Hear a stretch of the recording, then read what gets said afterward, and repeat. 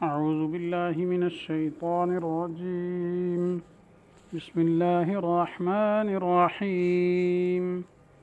والمحصنات من النساء إلا ما ملكت أيمانكم كتاب الله عليكم وأحل لكم ما وراء ذلكم أن تبتغوا بأموالكم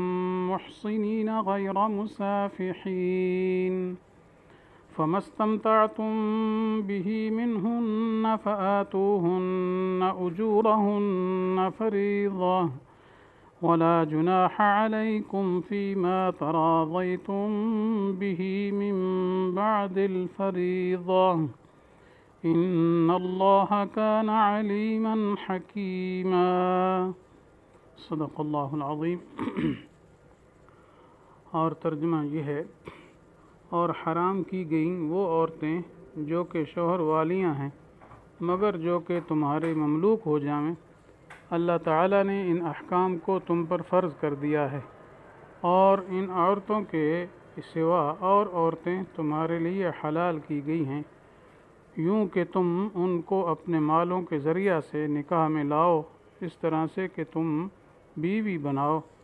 صرف مستی ہی نکالنا نہ ہو. پھر جس طریق سے تم ان عورتوں سے متمتع ہوئے ہو سو ان کو ان کے مہر دو جو کچھ مقرر ہو چکے ہیں،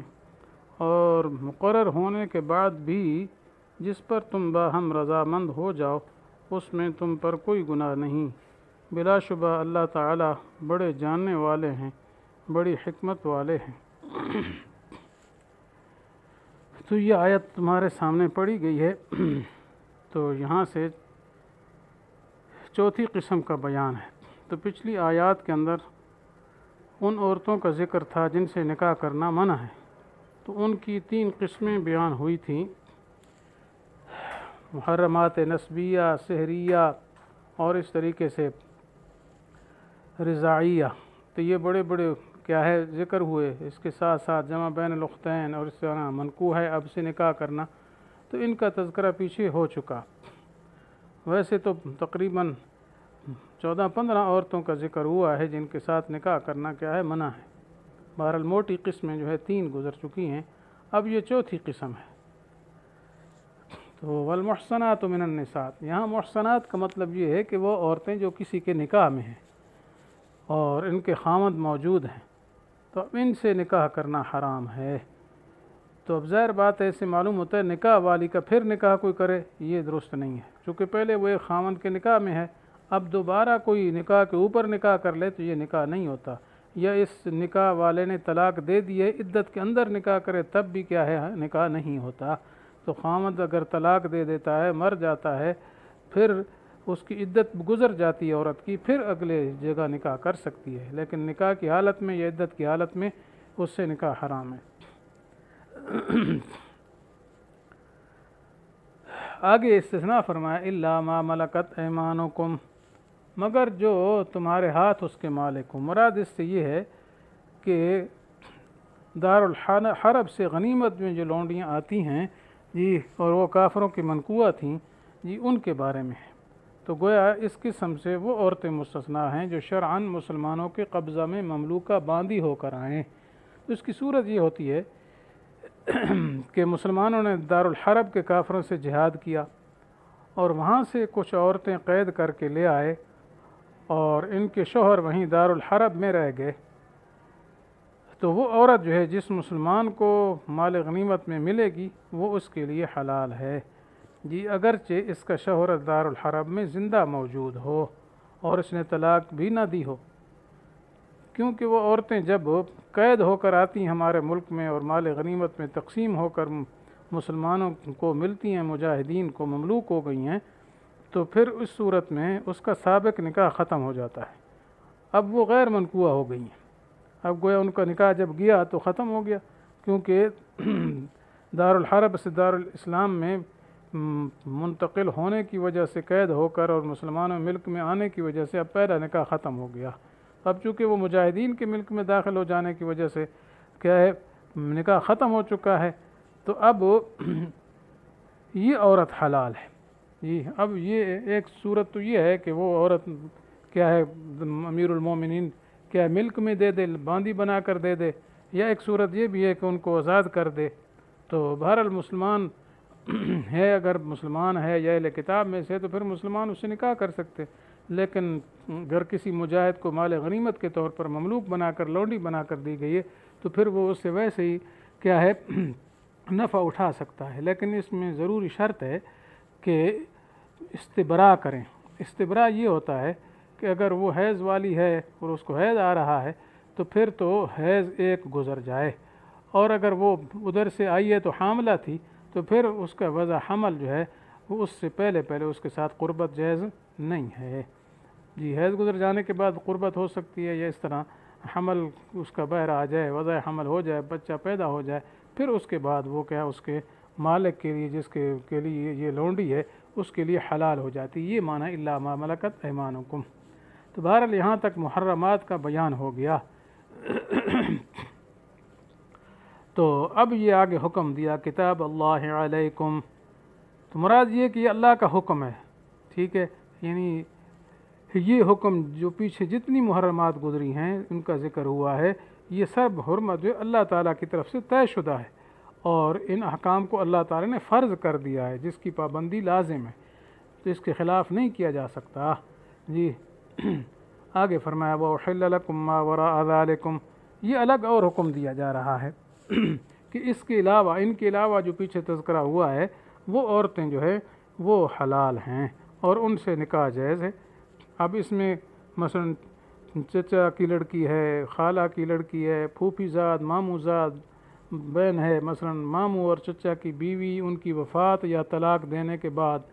اس طرح منہ بولے بیٹے کی بیوی، مثلا بیٹا تو نہیں تھا حقیقی لیکن کسی نے ویسے ہی بنا دیا، اپنا لے پالک منہ بولا بیٹا، ویسے ہی بیٹا بنا لیتے ہیں جس کی اولاد نہ ہو، جب وہ طلاق دے دے یا وفات تو اس کی ہو جائے بیوی کیا ہے،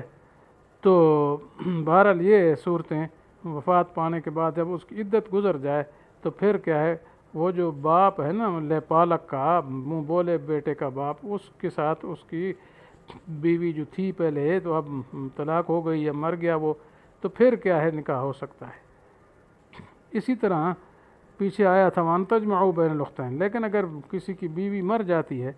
تو مرنے کے بعد پھر اس کی بہن سے بھی کی نکاح کر سکتا ہے۔ تو بہرحال یہ سب صورتیں جائز ہیں، أُحِلَّ لَكُم مَّا وَرَاءَ ذَلِكُم، لیکن اس میں یہ فرمایا گیا ہیں تو سب حلال، مگر مطلقاً نہیں بلکہ کچھ شرائط ہیں۔ مثلا آگے فرمایا ان تبتغوا باموالکم محسنین غیر مصافحین، شرط یہ لگائی کہ نکاح میں لائے جی اور مال خرچ کرے، یعنی مال بھی خرچ کرے، مراد مہر ہے، تو اس لیے نکاح کے اندر مہر کا ہونا ضروری ہے جی۔ اور اس طریقے سے آگے فرمایا محسنین، محسنین کا مطلب یہ ہے کہ ان کو کیا ہے اپنے ساتھ رکھنا، مراد ہے بیوی بنا کے رکھنا ہے، ٹھیک ہے، یہ مقصود ہو کہ اس سے عفت عصمت حاصل ہو، جیسے بیوی سے مقصود ہوتا ہے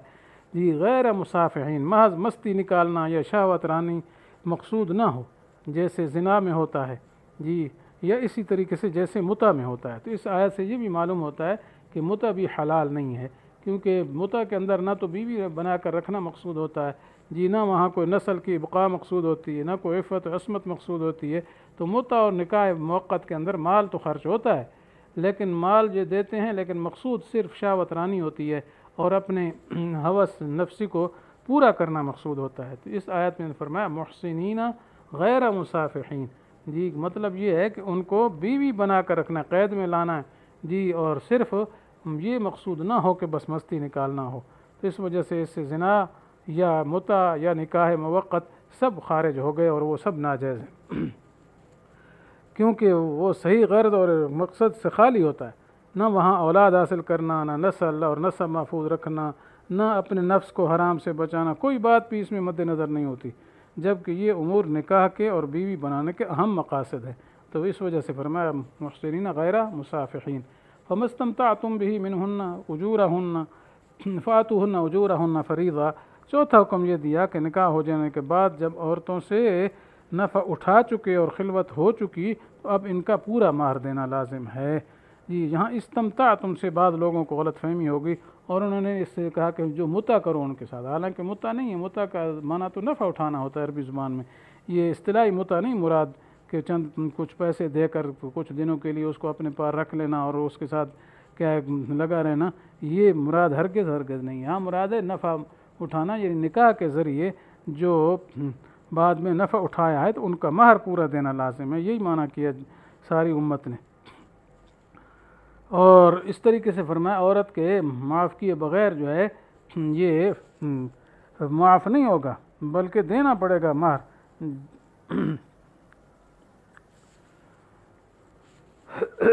آگے پانچواں حکم یہ دیا کہ اگر زوجین یعنی میاں بیوی مہر مقرر کر لینے کے بعد آپس کی رضامندی سے مہر میں کمی بیشی کر لیں تو یہ جائز ہے۔ تو یہ فرمایا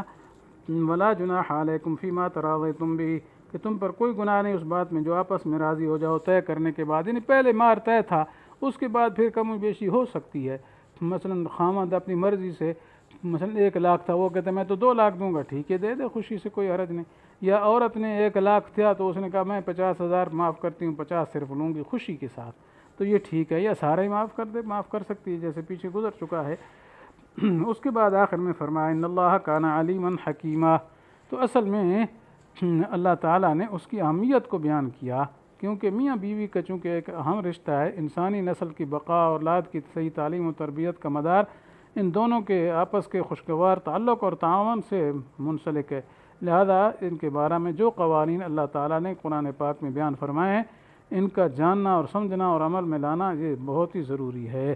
جی۔ اور ازدواجی تعلقات کی مضبوطی اور فلاح بہبود کا باعث اللہ اور اس کے رسول صلی اللہ علیہ وسلم کے بتلائے ہوئے طریقے اور احکام ہی ہو سکتے ہیں، خواہ ان احکام کی علت ہماری سمجھ میں آئے یا نہ آئے، کیونکہ اللہ تعالیٰ جاننے والے ہیں، جو اس نے احکام بتائے ہیں جی وہ اچھی طرح جانتے ہیں۔ دوسرا یہ ساتھ ساتھ وعید بھی ہے کہ کون اس پر عمل کرتا ہے کون اس پر عمل نہیں کرتا، اللہ سب کچھ جانتے ہیں۔ تو اس وجہ سے بعض لوگ کہتے ہیں جی اللہ تعالیٰ کا حکم ہے کہ اس کی کیا علت ہے، وہ علتیں تلاش کرتے رہتے ہیں، تو یعنی اگر ان کی مزاج کے موافق علت مل گئی تو پھر تو ٹھیک ہے جی، اور اگر خدا نہ خاصہ علت ان کی سمجھ میں نہیں آئی یا معاذ اللہ کیا ہے تو پھر معاذ اللہ کے رب کو نامناسب سمجھ کر یا کہتے ہیں جی اس دور کے تقاضوں کے خلاف ہے، ٹال دیتے ہیں، ٹھیک ہے، لیکن یہ بہت ہی ان کا غلط طریقہ ہے، وہ جاہل ہیں، سمجھ ہی ان کو نہیں آئی ہے تو پھر ہر چیز کی فلسفی تھوڑی سمجھ آتی ہے، تو یہ سارا کچھ علم اللہ کے پاس ہے۔ اور ساتھ یہ بھی فرمایا حکیم بھی ہیں کہ یعنی اللہ تعالیٰ نے جو احکام شروع فرمائے اس کی تابع داری میں تمہارے لیے خیر و برکت ہے، اور اس کی مخالفتیں نرائی نقصان اور حرمان ہے جی۔ تو اللہ تعالیٰ سے دعا ہے کہ اللہ تعالیٰ ہمیں کیا ہے تمام قرآن احکام کے موافق زندگی گزارنے کی توفیق بتائے، خصوصاً توفیق عطا فرمائے، خصوصاً ازدواجی زندگی کے تمام حقوق اور قوانین کی پابندی نصیب فرمائے، آمین۔ وآخر دعوانا ان الحمد للہ رب العالمین۔